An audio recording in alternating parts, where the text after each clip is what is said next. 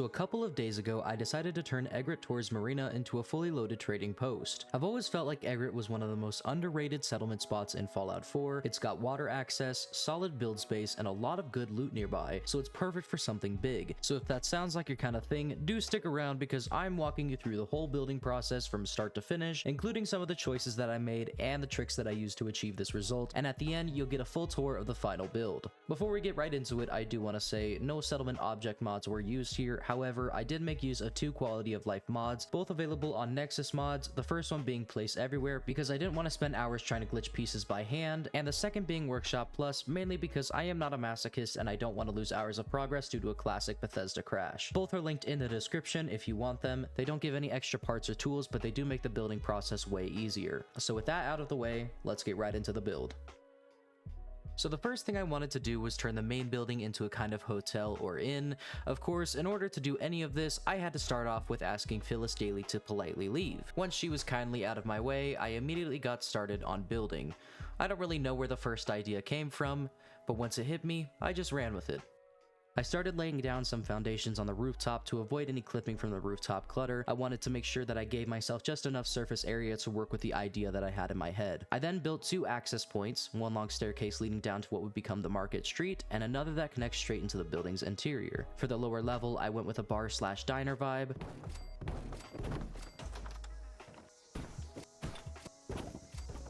I added a balcony with outdoor seating. Upstairs, I really leaned into the inn idea. I built 2 almost identical numbered rooms, a shared bathroom in the corner, just because I know plumbing is not a luxury accommodation in the wasteland, but it certainly is a luxury accommodation in my settlements.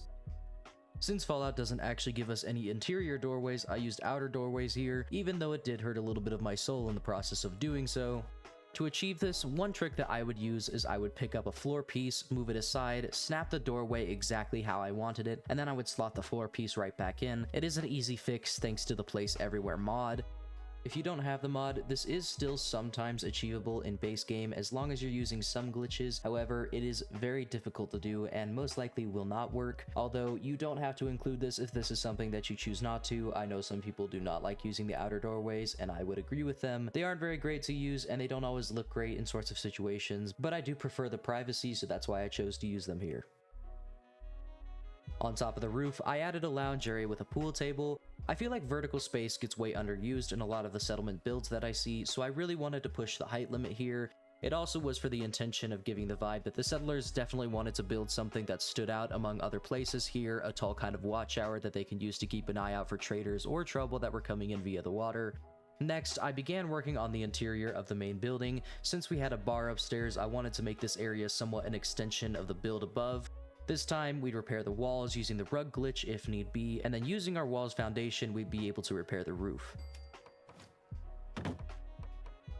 Once I had this area closed off, I went ahead and made sure the floor was also repaired as well, that way the settlers and myself would not keep falling through. I wanted to make sure the interior of the armor shop here that I was building was fit with a lounge for any extensive deals that traders may want to make. I like to give my settlement stories while I build them. It tends to make it easier for me to get a vision while I work and make sure that that vision comes together to really piece together immersiveness inside of this settlement. I walled off the small lounge area that I made back here, adding a shelf in the back behind the trading counter and also adding railings around the stairs just for immersiveness and also to fill the empty space that I feel like needed to have something there. I added some display shelves, display racks, and mannequins so that traders could properly display their wares here. Moving out of the main building, I shifted my attention towards building a utility room. I wanted something very simple, just a 4x4 tile build with a generator tucked into the back and a bed on the other side of the room. Since this building was part of a corner that would eventually be the walls, I decided to make the roof with extra area for some guard posts to be. I placed 2 posts, both on different sides, pointing towards any areas of weakness where a raid might occur. I quickly finished off this small area by just adding a few storage objects, some furniture, and a radio or 2 around the area just to make it feel more lively. Next, I wanted to work on beginning the wall around the settlement, that way I knew exactly what area I would be building in. I used junk fences and a junk fence gate, and then I combined this with a small caravan post by the entrance for any traders who can come and go. I used a bus and repurposed the interior to have 2 small mattresses for the same purposes of caravans and guards coming and going, though eventually I did decide to raise the height of the walls. I felt like they didn't live up to the security promise of this place, and they definitely felt very underwhelming in comparison to the height of everything else. For the main street, I decided to go with a trader's market style here, building 4 different counters and giving each of them some furniture and decorating them to make them actually present as the goods that they sell. I went ahead and placed some roofing over each area and some posts to support the roofs. As we got further out towards the actual marina area, I decided to make a couple of settlement homes. First, I wanted a building dedicated to the traders themselves. This one would have like a fire pit beneath it, a small relaxation area, and 4 beds in the actual building above, accompanied by their own footlockers.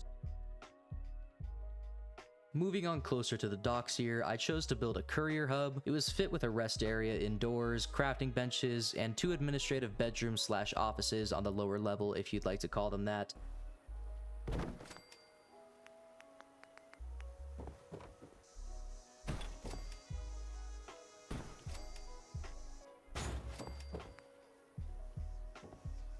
Then on the second level, a room would feature several more beds with their own footlockers for couriers who would want to come and go. I wanted to build one last area, so I settled on allowing the roof to be accessible, and I decided to add a guard post at the top facing outwards towards the water for any dangers, as well as a table and a chair set for settlers to be able to relax on the top. I felt like Egret didn't always have the best access across bodies of water here, so I wanted to build a few bridges across just for ease of access and to really tie everything together. I decided to place some water purifiers in this section of the water, mainly because it had the most space, but it also had the most ease of access because of the bridges that were nearby. Moving towards this warehouse on the other side of the docks, I overhauled the interior to be a gun range, fitting for any weapons that were getting sold here at the outpost. Like I said before, I do like to add stories to my settlements. It just makes it feel like they piece together much better, and it definitely helps me be able to capture that wasteland vibe while I'm building them. Next, above the gun range, I just added a very simple rooftop garden. It's fit for farming any kind of crops, but in my case, I chose mud fruit because they're the most profitable. The first layer of walls extended out this far as well, but I decided to keep it all only 1 layer out here because I felt like the second layer was a bit much and would overshadow the rest. It would also not fit very well in the settlement build budget. That would also be the reason why I didn't go all out on decorating the interiors of this place, just because I wanted the exterior to really work as well as it could as a fortress, a very fortified trading hub, and I'm also not the very greatest at decorating interiors. However, I just didn't feel like it was in the settlement build budget for this time.